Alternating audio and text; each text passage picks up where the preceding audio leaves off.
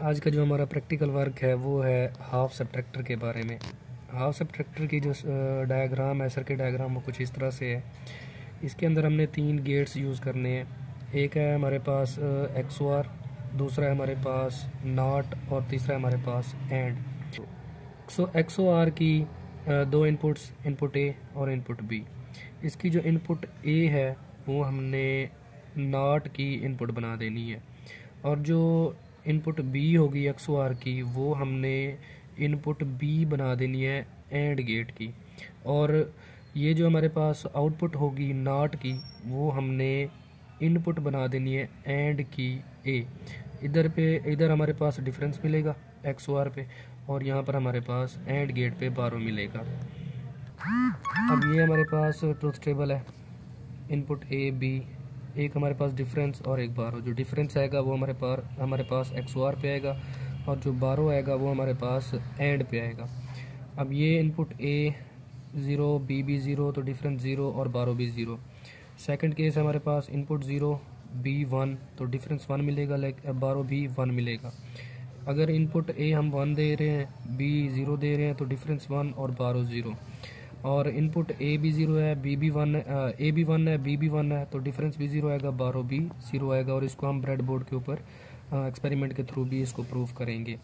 इस एक्सपेरिमेंट के अंदर जो हमारे पास ICs हैं वो ICs हमने 3 यूज़ करनी है। XOR के लिए हमने 7486 यूज़ करना है।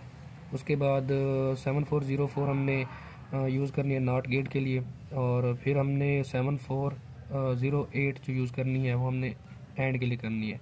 XOR पे हमारे पास डिफरेंस मिलेगा और 12 मिलेगा हमारे पास एंड गेट के ऊपर। अब ये हमने प्रोसेस करना है, ये सारा एक्सपेरिमेंट करना है with the help of circuit diagram. अब ये हमारे पास 3 ICs हैं, ये हमने कनेक्ट कर दी हैं। ये जो पहली है ये है 7486, ये है XOR के लिए। ये जो दूसरी है ये हमारे पास है नॉट गेट के लिए, और इसका नंबर है 7404। और ये वाली जो है ये हमारे पास एंड गेट के लिए, और ये इसका नंबर है 7408। अब इसके जो कनेक्शंस हैं वो हम बनाते हैं।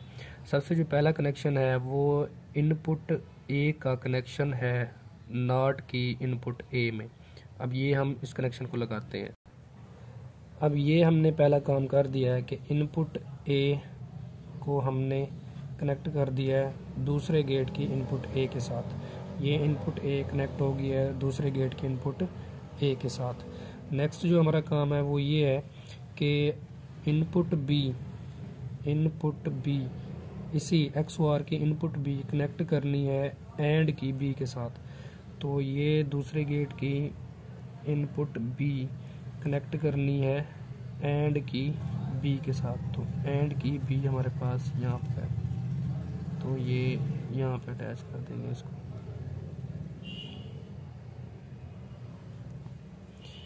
ये कनेक्ट हो गई। अब जो नेक्स्ट है वो ये है कि जो हमारे पास आउटपुट है, आउटपुट नॉट की, वो बन रही है एंड की A इनपुट। तो वो हम ये प्रोसीजर करते हैं कि ये हमारे पास आउटपुट नॉट की ये बनेगी हमारे पास इनपुट A, ये बन गई इनपुट A। अब नेक्स्ट जो हमने करना है वो हमने इनको तीनों जो हमारे पास ICs हैं तीनों को हमने ग्राउंड कर देना है। ये 7th पिन पे ये ग्राउंड हो जाती हैं।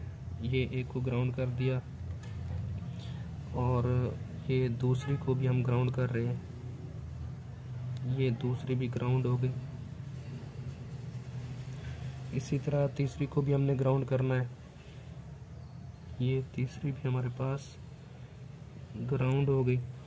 और इधर से 14th पिन को तीनों की तीनों जो हमारे पास ICs हैं उनकी जो 14th पिन है उनको हमने VCC देना। तो ये 14th पिन हो गई, इसको भी हमने VCC दे दिया। और इसी तरह जो नॉट गेट की 14th पिन है इसको भी हमने VCC दे दिया, और जो एंड गेट की है 14th पिन इसको भी हमने VCC दे देना है। अब ये जो कनेक्शंस हैं ये कनेक्शंस 5 5 का होता है ना, इस 5 के अंदर अलहदा सर्किट बन सकता है और इसके अंदर इसका इस तरफ 5 का अलहदा सर्किट बन सकता है। अब हमारी जो सर्किट डायग्राम है वो अलहदा अलहदा होगी है, तो इस वाले सर्किट को हमने इसके साथ कनेक्ट करना है। देखिए 1 2 3 4 5 इसका अलहदा काम होगा, 1 2 3 4 5 इसका अलहदा काम होगा। तो सर्किट हमारा दोनों तरफ चला गया, तो इन दोनों को कनेक्ट करने के लिए हम 2 वायर्स लगाएंगे, एक वायर इस तरफ भी लगाएंगे, एक वायर इस तरफ भी लगाएंगे। तो हमारा जो सर्किट होगा वो एक ही जगह पर इकट्ठा हो जाएगा। एक वायर इस तरफ से लगा दी, सेम इसी तरह एक वायर हमने इस तरफ लगानी है। तो ये हमारा अब जो सर्किट है वो अब दोनों तरफ से इकट्ठा हो गया है। तो अब 2 इनपुट्स देनी थी हमने, इनपुट ए और इनपुट बी, तो वो हमने देनी थी डिफरेंस मतलब एक्स ओ आर पे। एक इनपुट ये आ गई और दूसरी इनपुट हमारे पास ये आ गई। ऑलमोस्ट हमारा जो सर्किट है वो कंप्लीट होने वाला है और हमारे पास अब जो आउटपुट है वो एक XOR पे मिलेगी और दूसरी आउटपुट हमें एंड पे मिलेगी।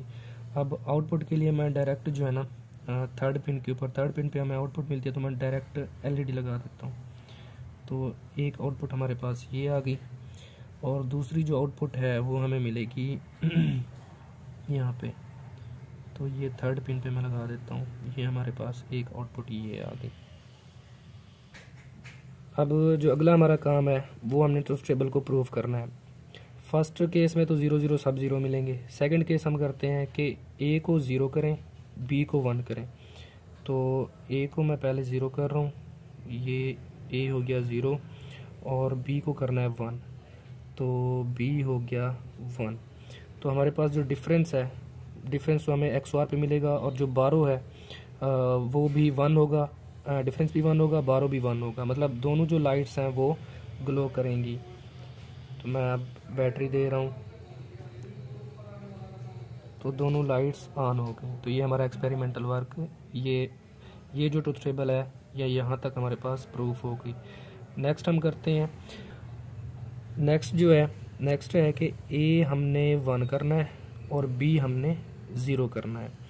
अब ये बी हमारे पास पहले 1 था, अब बी को कर दें 0 अकॉर्डिंग टू ट्रुथ टेबल, ये बी हो गया 0 और ए को करना है 1, ए को करना है हमने 1।